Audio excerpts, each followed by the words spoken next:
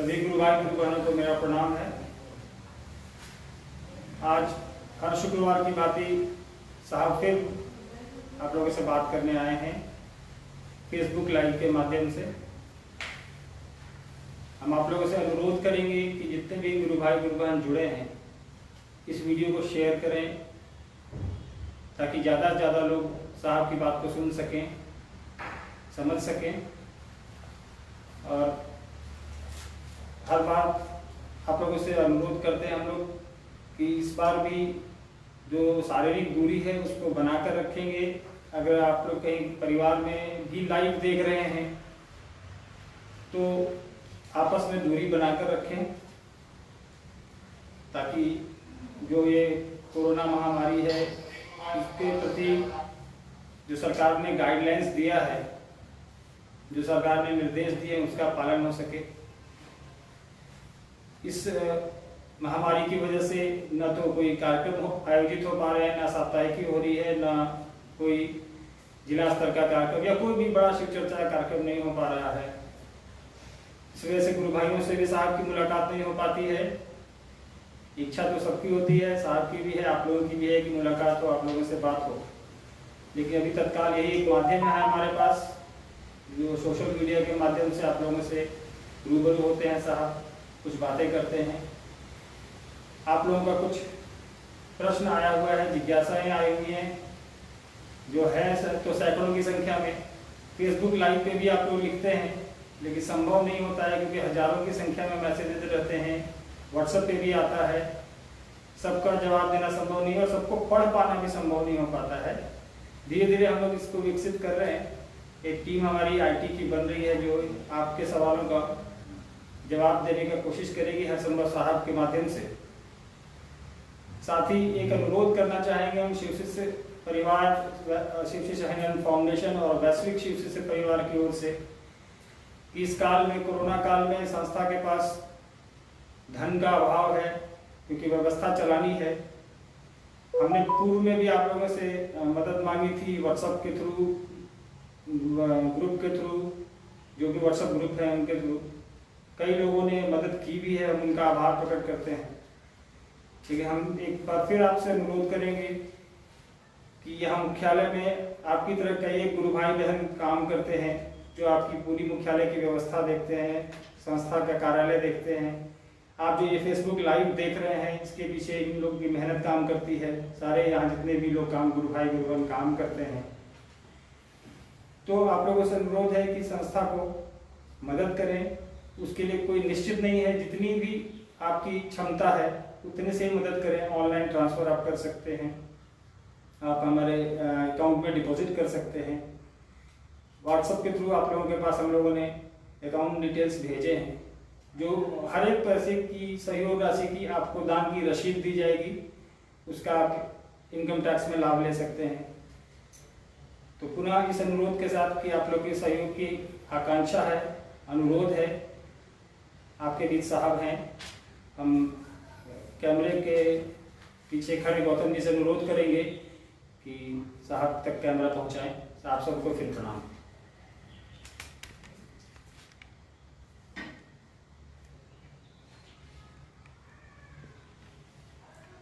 आप सबों को मेरा प्रणाम।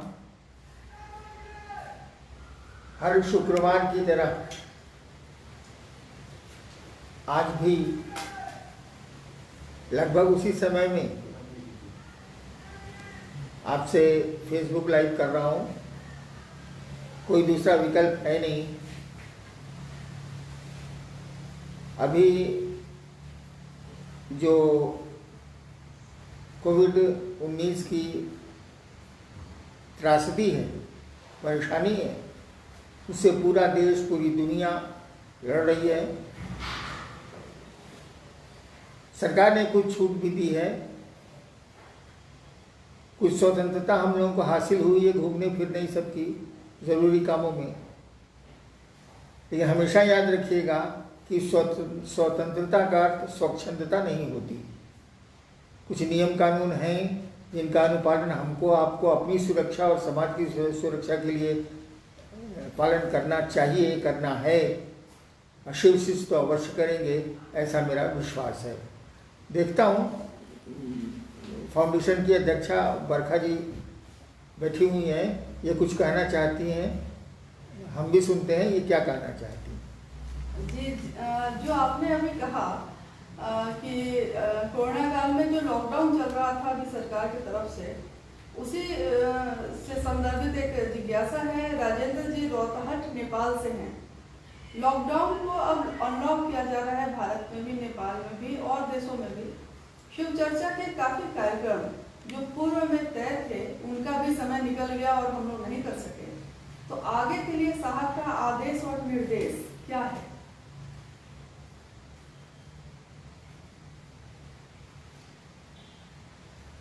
देखिए, व्यक्ति को परिस्थितियों और स्थितियों के अनुरूप चलना पड़ता है।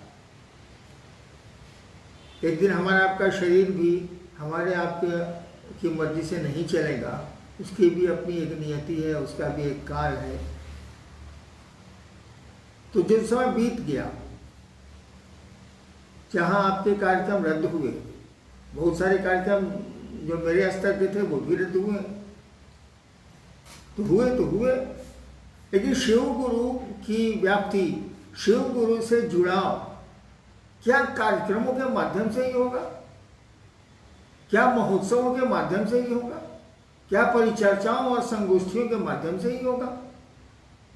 शिव गुरु से जुड़ाव, मैंने बहुत पहले कहा था कि आदमी को जानकारी आप दे देते हैं, वो तो किताबें भी दे रही हैं, कई हजार वर्षों से दे रही हैं। आपके ग्रंथ, आपकी पुस्तकें, आपके शास्त्र, आपके साधु, आपके मनीषी जो भी हैं, उन्होंने कहा है कि शिव गुरु हैं, जगत गुरु हैं, आदि गुरु हैं, गुराधिपति हैं। मेरे पिताजी चले गए दुनिया से, वो थे तब मैं उनको कहता था कि आप शिव को अपना गुरु बना लीजिए। तो भोजपुरी में वो कहा करते थे कि तेरा पैदा होके का पहले से हम जानते हैं कि शिव गुरु हैं। मैं आपकी बात क्यों मानूं? तो जानकारी तो हम लोग दे सकते हैं इन चर्चाओं के माध्यम से, पत्र पत्रिकाओं से, अन्य प्रचार साधनों से जानकारी हम लोग दे सकते हैं, लेकिन जानकारी तो है लोगों को। आप पूछिए, लोग जानते हैं कि शिव गुरु। मैंने इस काम को शुरू किया तो लोग बोलते थे कि कौन सी नई बात आप कह रहे हैं, शिव तो गुरु हैं। मैं कहता था कि शिव तो गुरु हैं। क्या आप शिष्य हैं उनके? अस्पताल तो है, क्या आप वहां अपना इलाज कराते हैं? स्कूल तो है, क्या आपके बच्चे पढ़ते हैं उसमें? स्कूल के होने से क्या हो जाएगा? ये जानकारी आपको क्या? जानकारी तो है, मुझको भगत का एक डॉक्टर मेरे रहता है जो बहुत अच्छा डॉक्टर है, और मैं दर्द से परेशान हूं, कभी उसको दिखलाने नहीं जाता। तो जानकारी तो है। तो ये जानकारी कि शिव गुरु हैं, आदि गुरु हैं, जगत गुरु हैं, ईश्वर हैं, महेश्वर हैं, बहुत जानकारी है हमारी किताबों में। लोग हम लोग से ज़्यादा जानते हैं, लेकिन इस जानकारी का लाभ क्या मिला? जुड़ाव तो हुआ नहीं ईश्वर से। हम लोग कामर लेके जाते हैं वो मंदिरों में, कामर लेने, जल चढ़ाने के बाद क्या शिव याद आते हैं? मैं तो सरकार में रहा हूँ, लोग छुट्टियां लेके कामर चढ़ाने जाते थे, जल चढ़ाने जाते थे शिव को, और लौटने के बाद फिर वही स्थिति, यानी कोई अस्थायी प्रभाव नहीं पड़ा। और नियम है कि जिसकी संगति में मन रहेगा वैसा बनेगा। संसर्गात् गुणा दोषा। जिसकी संगति में आप बच्चे देखिए, गलत बच्चों के साथ खेलते हैं, तो हम लोग भी मना करते थे अपने बच्चों को कि उन सबके साथ मत खेलो। यानी हम लोग जानते हैं कि गलत आदतें संगति से, साथ रहने से आदमी पकड़ लेता है। हम लोग तो शिव के साथ हैं, हम लोग तो रोज पूजा करते हैं, किसी भगवान की करें, देवता देवता हैं, मंदिरों में जाते हैं, पूजा अर्चना करते हैं, घरों में करते हैं। क्या हमारे आपके मन पर उसका कोई प्रभाव पड़ा? क्या पड़ता है? क्या यह अस्थायी प्रभाव है? मैंने तो देखा है नहीं है। तो ये जानकारी आपको काम नहीं देगी भाईजान। लोगों को समझाना होगा, मैन टू मैन कन्वर्सिंग करनी होगी, व्यक्ति व्यक्ति को समझाना होगा। इसलिए आयोजनों के पीछे कार्यक्रमों के पीछे, ये भीड़ के पीछे, भीड़ इकट्ठा करने की मानसिकता में से अपने को दूर करिए। शिव आपके गुरु हैं, व्यक्तिगत संबंध है शिव शिष्य, एक शिष्य का अपने गुरु से। ठीक है, आपके दूसरे सूत्र में है कि दूसरों को आप बताएं, तो बताने के लिए अन्य साधनों का प्रयोग जब आप करेंगे तो देखेंगे कि लोगों को जानकारी मिल जाएगी। ये भी जानकारी मिल जाएगा कि आप बहुत बड़े महादेव के भक्त और शिष्य हैं, ये भी लोग जान जाएंगे। लेकिन क्या वो शिव को अपना गुरु मानेंगे? मैंने देखा नहीं मानते हैं वो लोग। मेरे पिताजी, मैं समझाता रहा, वो डायरेक्टर थे बिहार के शिक्षा विभाग के, मैं समझाता रहा, मेरे पिताजी नहीं माने, वो दुनिया से चले गए। जानकारी तो भैया इल्म नहीं ना, जानकारी कोई हुनर नहीं ना। जानकारी से आप उसका, वो आपको ग्रैस्प हो जाएगी जानकारी, वो आपको परिवर्तित करेगी जानकारी। ये आसान बात नहीं है, इसलिए इसकी चिंता छोड़िए। चर्चाएं कैंसिल हुई, रद्द हुई, स्थगित हुई, कार्यक्रम रद्द हुए। ये प्रयोजन भी हम लोगों का नहीं है, ये उद्देश्य भी हम लोगों का नहीं है। इसलिए इसकी चिंता छोड़िए, खुद महादेव से जुड़िए। जो मिल जाए मोबाइल पर ऐसे वैसे, अभी तो पूरी बंदिश है, मिल जाए उनको समझाइए, समझा के उनको शिव शिष्यता की ओर मुखातिब करिए। आप दूसरों की चिंता में पड़े हैं, क्या आपके घर के लोग शिव को गुरु मानते हैं? क्या आपके घर के लोगों में शिव शिष्यता पर घुसी है? इसकी भी चिंता करिए भाई साहब। वहाँ काम अधूरा है, अपना खेत खाली है। दूसरों के खेत की चिंता करना अच्छी बात है, लेकिन अपने खेत को बंजर रखना भी उचित नहीं। जी, सरोज जी हैं दिल्ली से। यह सृष्टि शिव की रचना है, तो इस शिव की रचना में मैं शिव को कैसे देखूं? बहुत प्रयास करते हैं पर शिव दिखाई नहीं देते। क्या करें जो सदैव शिव ही दिखाई दे? आप ही कह रहे हैं कि पूरी सृष्टि शिव की रचना है, पूरी सृष्टि के कण कण में वही समाया है, और आप शिव को देखना चाहते हैं। भाई साहब, आप में भी तो वही शिव समाया, वही शिव आपके रूप में भी तो धरती पर है। आईना देख लीजिए, शिव दिख जाएंगे। जी, कोलकाता से भी काफी जिज्ञासाएं आई, और सीमा कंचन है भागलपुर से। आपने पिछली बार कहा था कि सांस लेने से भी आसान है शिव की शिष्यता। बहुत लोगों की जिज्ञासा है कि जब ये इतनी आसान विधा है तो इसके लिए इतने मेहनत, इतने मारामारी की क्या जरूरत है? हाँ, मैंने कहा था कि शिव की शिष्यता सांस लेने की कोशिश, सांस लेने की क्रिया से भी आसान है। क्यों आसान है? अरे सांस लेने में सीना दुखता है, तेज सांस लीजिएगा तो आप हांफने लगिएगा, मन आपका चंचल हो जाएगा। धीरे धीरे सांस लीजिएगा, अगर वायु दूषित है तो फेफड़े में बीमारी आएगी। यानी सांस लेना एक क्रिया है जिसमें आपके हमारे शरीर की ऊर्जा लगती। शिव शिष्यता में तो शिव को चलाना है, इसमें आपकी हमारी ऊर्जा कहाँ लग रही है? जब आप कर्ता बनेंगे, जब आप कर्म करेंगे, जब आप शिव शिष्यता में बढ़ेंगे, तब तो आपको कोशिश करनी है। वहां सायास होगा, वहां कोशिशें होंगी, प्रयास होंगे। लेकिन जैसे आप शिव की परिधि में घुसेंगे, जैसे आप गुरु की परिधि में प्रवेश करेंगे, अब तो गुरु को ले चलना है। हम लोग अपने से चलते तो कब का शिव हो गए रहते, पूरी दुनिया ही शिवमय हो गई रहती। शिव ले चलते हैं, आप उनके सानिध्य में बढ़ने की कोशिश करिए। उसके बाद तो थोड़ी कोशिश के बाद आराम ही आराम, आपको कुछ करना ही नहीं। बिल्कुल ये बिल्ली वाली स्थिति है, बिल्ली अपने बच्चे को उठा के चलती है। हम लोग बंदर बने हुए हैं, पकड़े हुए हैं तो गिरते हैं भद से। नेक्स्ट जी, भाई सर्वोदय जी हैं हावड़ा से। मैंने पढ़ा है कहीं कि एक वट वृक्ष के नीचे युवा गुरु बैठे हैं, उनके समीप वृद्ध शिष्यगण बैठे हैं। गुरु मौन हैं, परंतु शिष्यों का सभी संशय खुद ही विनष्ट हो रहा है।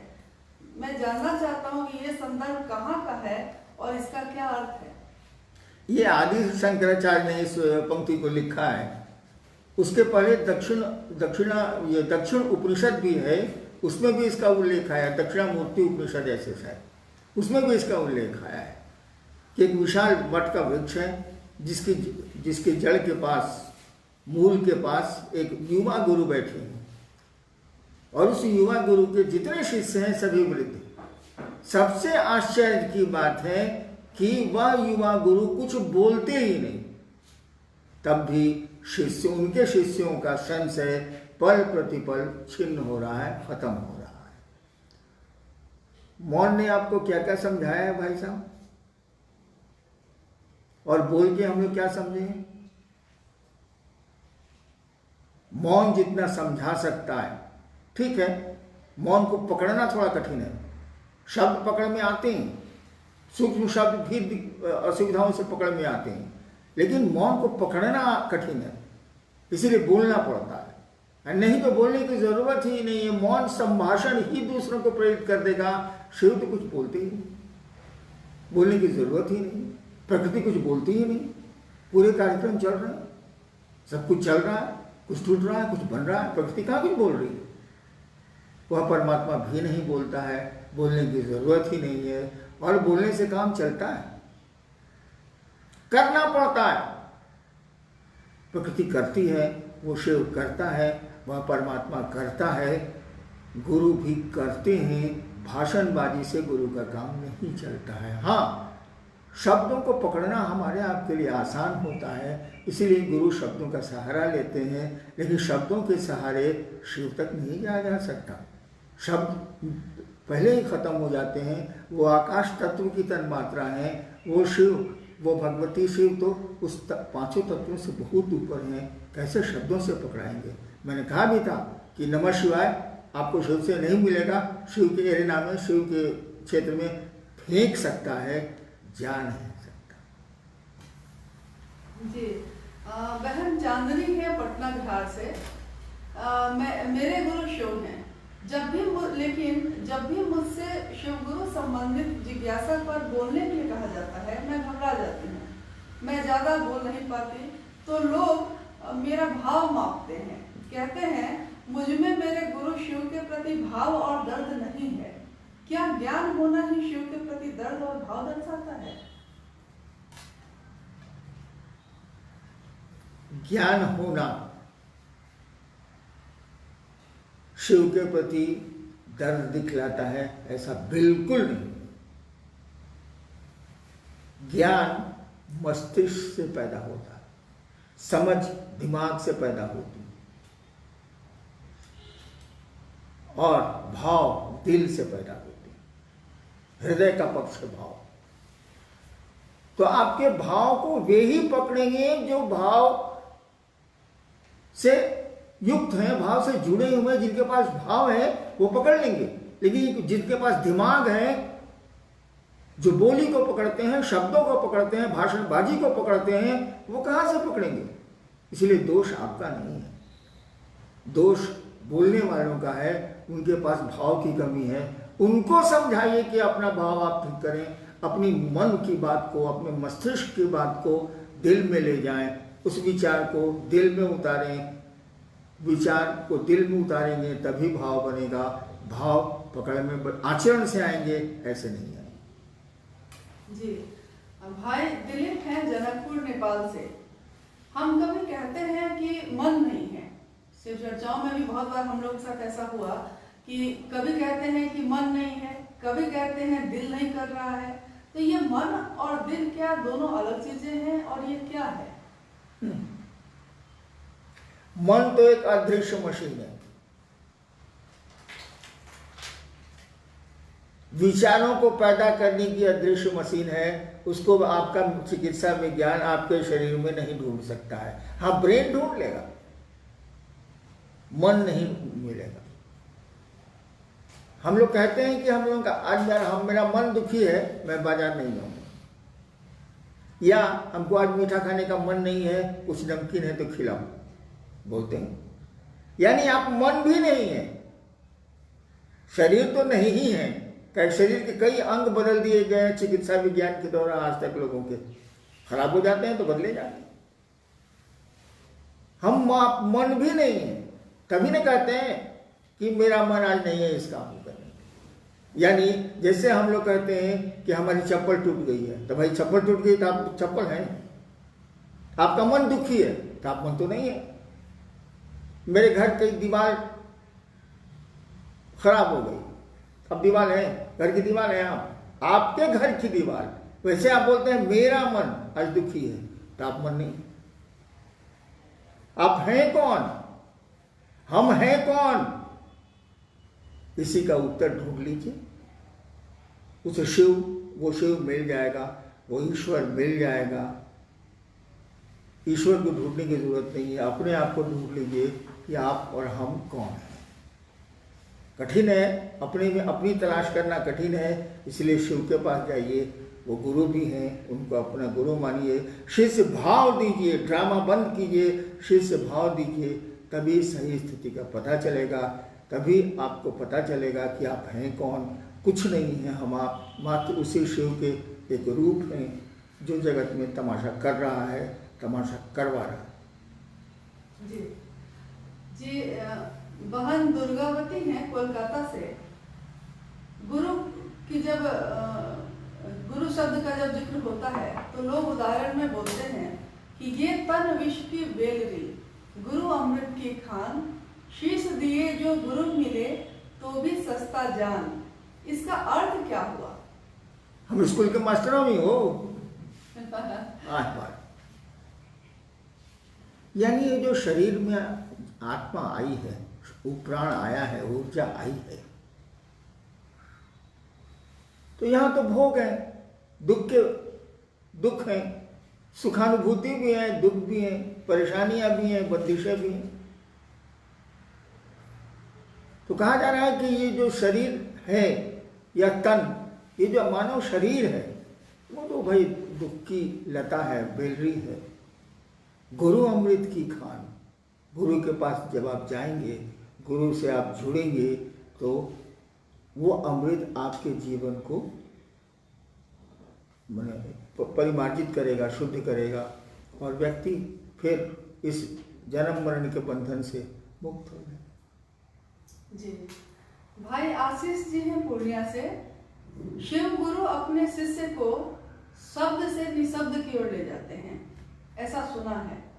तो क्या कहीं ऐसा तो नहीं कि समय के अंतराल में शिव शिष्यता का दूसरा सूत्र, शिव गुरु की चर्चा का चलन कम हो जाएगा? ऐसा नहीं कि कम होगा। कम होगा तब जब आदमी बात करना छोड़ देगा। घरों में बात करना, बाहर बात करना, पत्नी से बात करना, बच्चों से बात करना, जब ये बंद होने लगेगा तभी शिव चर्चाएं बंद होंगी, क्योंकि चर्चा भी गप है। मात्र अंतर गप और चर्चा में यही है कि गप निरुद्देश्य होते हैं और चर्चा एक उद्देश्य के लिए होती है कि सामने वाला शिव की ओर चले, शिव को अपना गुरु माने, और यह बात हमको भी दिमाग में प्रवेश करे, मन में प्रवेश करे कि मैं शिव का शिष्य हूँ, मुझको भी शिव गुरु की ओर चलना चाहिए, शिव गुरु के आश्रम में पढ़ना चाहिए। ये कभी बंद नहीं होगा, चर्चाएं चलती रहेंगी, धीमी तेज चलेंगी। हाँ, अपनी सीमाओं में चलेंगी, जैसी परिस्थितियां होंगी, जैसी स्थितियां पैदा होंगी उसमें चलेंगी, बंद नहीं होंगी। आदमी का बोलना थोड़ा ही बंद होगा, जब बोलना ही बंद हो जाएगा तब चर्चाएं बंद हो जाएंगी, जो होगा नहीं। जी, बहन सपना है पटना सिटी बिहार से। हाँ, एक बात छूट गई, गुरु शब्द से निशब्द मिले जाते हैं। जी, आपने सुना है आकाशवाणी कैसे होती? वहां शब्द नहीं होते,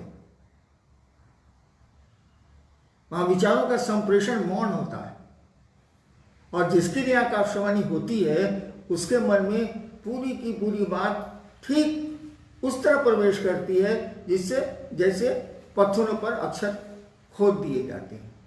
वहां कोई शब्द नहीं, आपके कान भी नहीं सुनते, बोलने वाला मुंह से बोलता भी नहीं। वो ईश्वरीय सत्ता या शक्तियां जो ईश्वर तुल्य हैं, वो जब किसी को कुछ कम्युनिकेट करना चाहती हैं, संप्रेषित करना, जिसको आकाशवाणी बोलते हैं, संप्रेषित करना चाहती हैं, तो कोई शब्द नहीं होते और हमारे आपके कान भी नहीं सुनते। वहाँ नाक का, ज्ञानेंद्रियों का कोई उपयोग नहीं है। ये ज्ञानेंद्रियाँ मस्तिष्क का माध्यम है, ये आकाशवाणियाँ सीधे मस्तिष्क को जाती हैं, शब्दों की आवश्यकता ही नहीं पड़ती। लेकिन आप उसको वैसे ही पढ़ते हैं जैसे आप क ख ग की किताब पढ़ते हैं, वहाँ शब्द नहीं। शब्द ध्वनि की तरंगे हैं, ध्वनि तरंगें जब एक लेवल के बाद बंद होंगी तो ये भी बंद होंगी। जी, बहन सपना रानी पटना सिटी से हैं।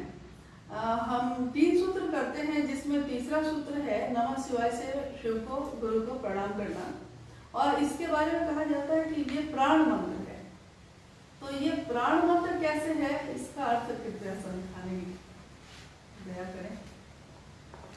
प्राण मंत्र यानी वो आपके जीवन का सब कुछ है, वो जपकर्ता के जीवन का सब कुछ है। कोई भी मंत्र जब निरंतर आपको अपना बनाता जाता है या आप उसको अपना बनाते चले जाते हैं तो वो परिवर्तित हो जाता है प्राण मंत्र में। उसी को कहा जाता है प्राण मंत्र, यानी उसके अलावा किसी मंत्र की कोई कीमत नहीं होती। और वही प्राण मंत्र बाद में सभी मंत्रों का समेकित रूप हो जाता है और जब करता या साधक अपने प्राण मंत्र से ही यथासंभव अपने काम निकाल लेता है, लौकिक हो या परलौकिक। नमः शिवाय तो प्राण मंत्र है ही, क्योंकि मंत्रों का नियम है कि ये देवताओं का नाम है। हर एक देवता का एक नाम होता है जिसको मंत्र कहते हैं। मंत्र की परिभाषा है कि हर एक देवता का ये नाम है जिसका मनन किया जाता है। उसमें शक्ति छिपी होती है। मंत्रों में चैतन्य छिपा होता है। मंत्र तो शब्द है, वर्ण है। मंत्रों में शक्ति छिपी होती है, मंत्रों में चैतन्य छिपा होता है। शब्दों में अर्थ छिपा होता है, चैतन्य छिपा होता है। आप किसी को गाली दे दीजिए, ये तो शब्द है, लेकिन इसके परिणाम बड़े बुरे होंगे। देखिए, उस मंत्र के, उस गाली के चैतन्य को वो आदमी जानता है, इसलिए लाठी लेके आपके ऊपर पड़ गया। अगर मंत्र के चैतन्य को नहीं जानता, मंत्र के अर्थ को नहीं जानता, कोई प्रभाव नहीं पड़ता। ठीक उसी तरह से हर एक मंत्र का एक देवता होता है, देवताओं का नाम है, शक्तियों का नाम है, और उल्टा हर एक नाम का एक देवता, हर एक नाम का एक देवता होता है, हर एक देवता का एक नाम होता है। मंत्र देवताओं के नाम है, उनके बीच में, उनके स्वरूप में शक्ति छिपी होती है, चैतन्य छिपा होता है, अर्थ छिपा होता है। कोई भी मंत्र जो आपको बहुत ऊपर खींचता है, जितनी उसकी सीमा, उस देवता की सीमा, मंत्र उतनी ही दूर तक ले जा सकते हैं जितनी दूर तक उस देवता के, मंत्र के देवता की सीमा है, उसके ऊपर नहीं ले जा सकते। नमः शिवाय तो शिव का मंत्र, वो तो महेश्वर है, ईश्वर है। तो हमने कहा कि नमः शिवाय प्राण मंत्र है, ये आपको शिव तक ले जाता है। ये शिव का मंत्र है, शिव से जुड़ा हुआ है। तो शिव से जुड़ा हुआ है यानी सबसे बड़ी सत्ता से जुड़ा हुआ है, तो मंत्र तो बड़ा होगा ही, महामंत्र होगा ही, मंत्रों का राजा होगा ही। और इसी को प्राण मंत्र भी बनाना चाहिए, क्योंकि शास्त्र बहुत पहले से कह रहे हैं कि नमः शिवाय प्राण मंत्र है।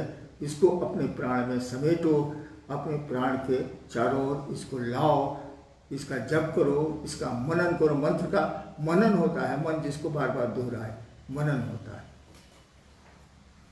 जी, भाई आर.के. दुबे जी हैं सूरत, गुजरात से।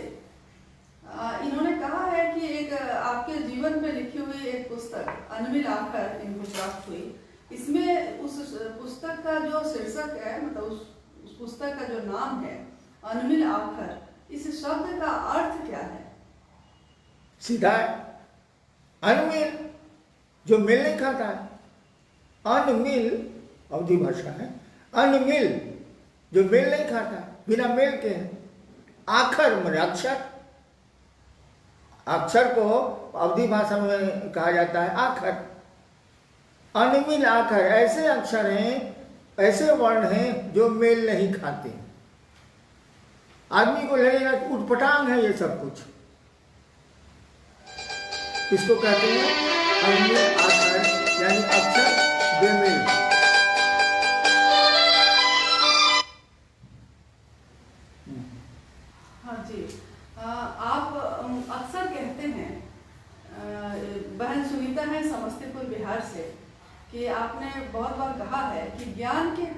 से अज्ञान का कांटा निकाला जाता है और दोनों कांटे फेंक दिए जाते हैं, जबकि लोगों के अंदर तो ये समझ है कि ज्ञान को रखना चाहिए। तो ये ज्ञान क्या है और क्यों उसको फेंक देना चाहिए? मैं 71 साल का हो गया हूँ। मेरे घर में भी, परिवार में भी बड़े पढ़े लिखे लोग रहे हैं।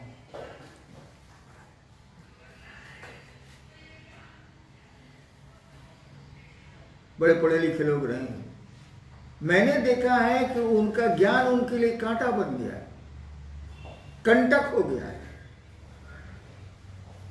और बाकी चीजें तो धीरे धीरे आपकी खत्म हो सकती हैं। जैसे पहलवानी का शौक बहुत दिनों तक नहीं चलेगा, क्योंकि बाद में गठिया हो जाता है, रोग हो जाते हैं शरीर से। फिर मैंने एक बहुत बड़े पहलवान से मैं मिला, आया था मुझसे मिलने, बेचारा सीढ़ियों पर नहीं उतर पाया। मैंने पकड़ के दूसरों से उनको सीढ़ियों पर उतरवाया।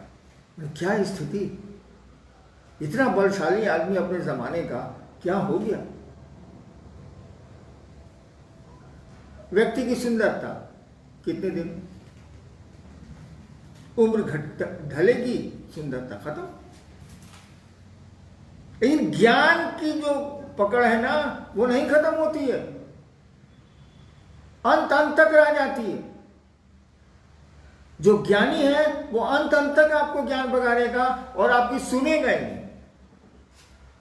इसीलिए ज्ञान के कांटे से अज्ञानता तो और बुरी चीज है, ज्ञान के कांटे से अज्ञानता का कांटा निकाला जाता होगा। आपने देखा हो या नहीं देखा हो, देहात में जब लोग पांव पैदल चलते थे और बबूल वगैरह का कांटा पांव में गड़ जाता था, तो दूसरे बबूल के कांटे से उस कांटे को निकाला जाता था। आप पॉकेट में रख लीजिएगा, पॉकेट में रखिएगा तो जिससे निकाले वो गड़ेगा, यानी दोनों कांटे फेंक दिए जाते थे। कहा जाता है कि ज्ञान के कांटे से अज्ञान का कांटा निकालो और दोनों को फेंको।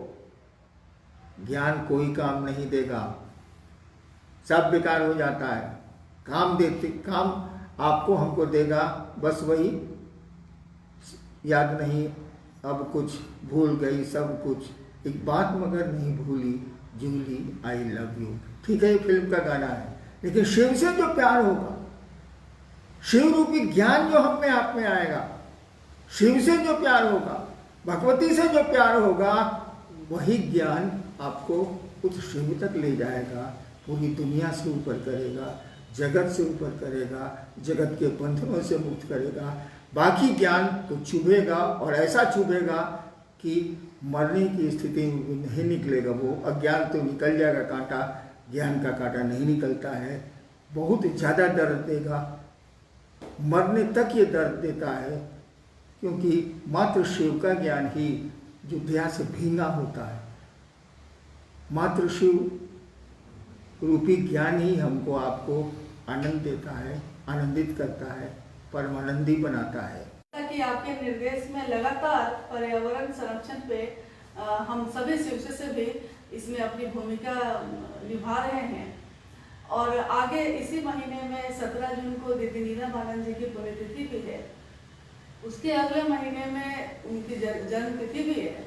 और पिछले वर्ष हम लोगों ने उनके जन्म पे यानी कि 27 जुलाई को एक सप्ताह का वृक्षारोपण कार्यक्रम चलाया था। लेकिन अब दुनिया की स्थिति दूसरी है इस वर्ष, क्योंकि हम समूह में नहीं निकल सकते, वृक्षारोपण के लिए सामूहिक प्रयास नहीं कर सकते। तो मेरी जिज्ञासा भी है और एक प्रस्ताव भी, अगर आपका निर्देश हो तो क्या हम लोग 17 जून से 27 जुलाई के अंतराल में अपने आंगन में, अपने बालकोनी में या अपने घर के एक छोटे से गमले में भी इस कार्य को करें कि हाँ, हर लोग पौधा लगाएं और दीदी के लिए सबसे सुंदर श्रद्धांजलि यही होगी।